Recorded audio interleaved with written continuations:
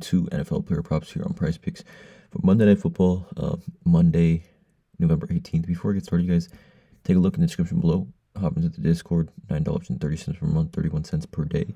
Again, that's where I post all the plays I'm making on PrizePicks, other cappers in there as well. Super positive community. Everyone in the Discord is trying to help each other cash. I also want to mention I'm not a gambling expert, not financial advice.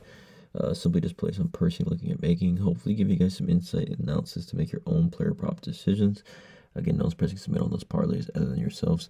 But currently doing a promo for the first time users of the Discord, 20% off your first month. It comes out to like $7 for the full 30 days to join the Discord. So again, link in the description below for that. You can use promo code TUFF. I also want to talk about Twitter. I've been trying to get on my Twitter grind, 12-4.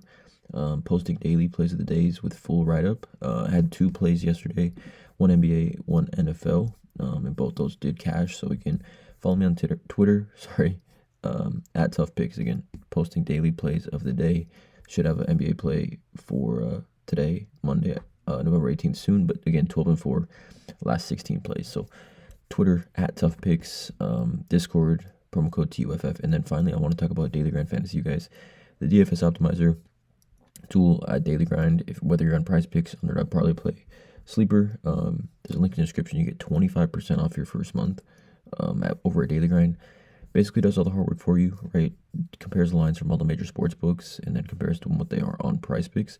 So like there's essentially like no crazy value on the PrizePicks board, and there usually isn't for Monday Night Football, just because it's Monday night, so lines have had such a long time to move, right? And move in the book's favor, obviously. But like, for example, like Dalton Schultz over 2.5 receptions. You can see he's listed at -132 on FanDuel, -130 on BetMGM, -140 over here on Fliff. So, I mean, normally you'd have to go to each of these sports books and go back to PrizePicks to compare.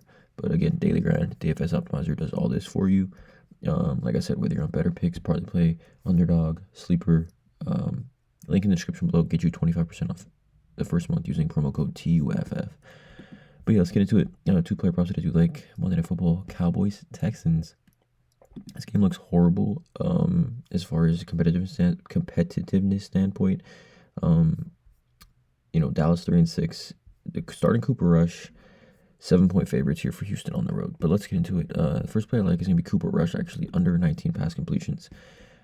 Taking a look at this one, obviously they are underdogs, so showing for a positive game script for throwing the football.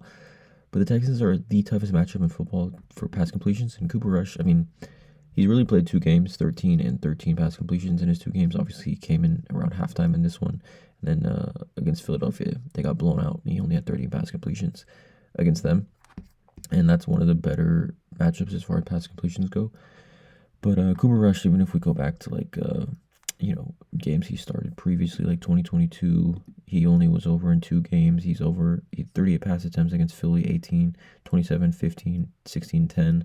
Last season, I don't think he started any games. 2021, threw the ball 40 times, 24 and 40.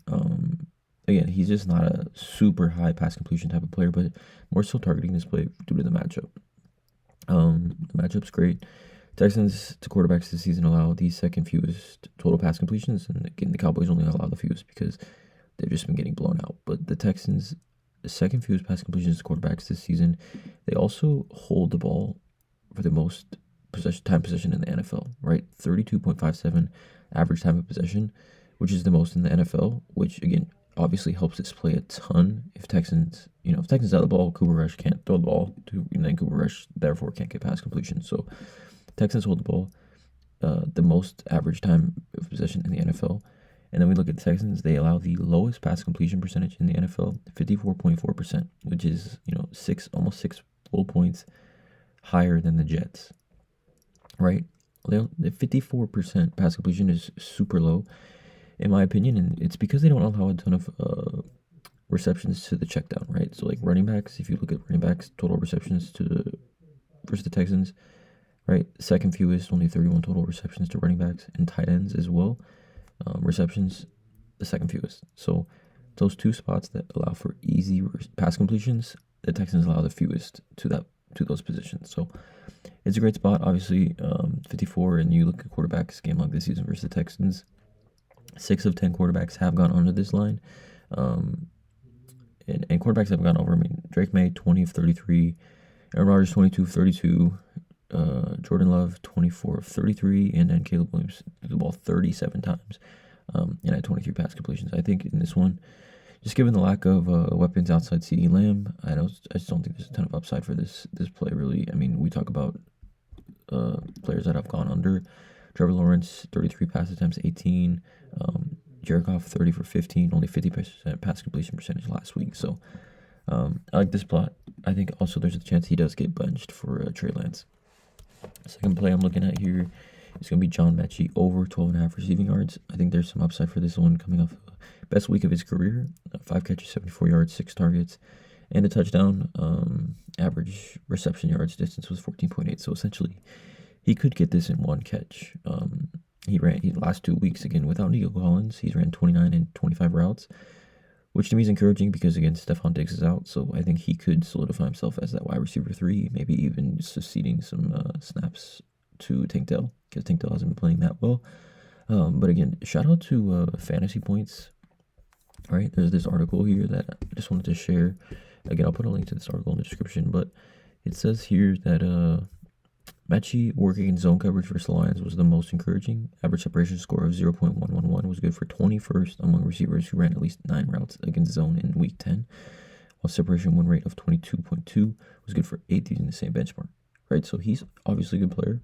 We know Nick Caserio, who's the general manager of the Texans. He came out and said on this podcast that I'm not going to play it. I don't want to get copyrighted, but he's actually been open a lot when he's played. Right, and this is just earlier this week, this podcast. So obviously they want to get him more involved. I just think a game, when he came out 74 receiving yards, he just comes out and sees those targets. Obviously, he should get some extra reps as the game gets out of hand. And then over 1.5 receptions, he's minus 128 on FanDuel. So again, like I said, he can get this in one catch easily. But if he happens to get 2 receptions, I love him going over receiving yards. And his line is here at 1.5. Right? You look at wide receivers that have seen at least 2 targets versus the Cowboys. Right? And this is, I think, maybe over the full season. But like, you can see the hit rate, and you can see the type of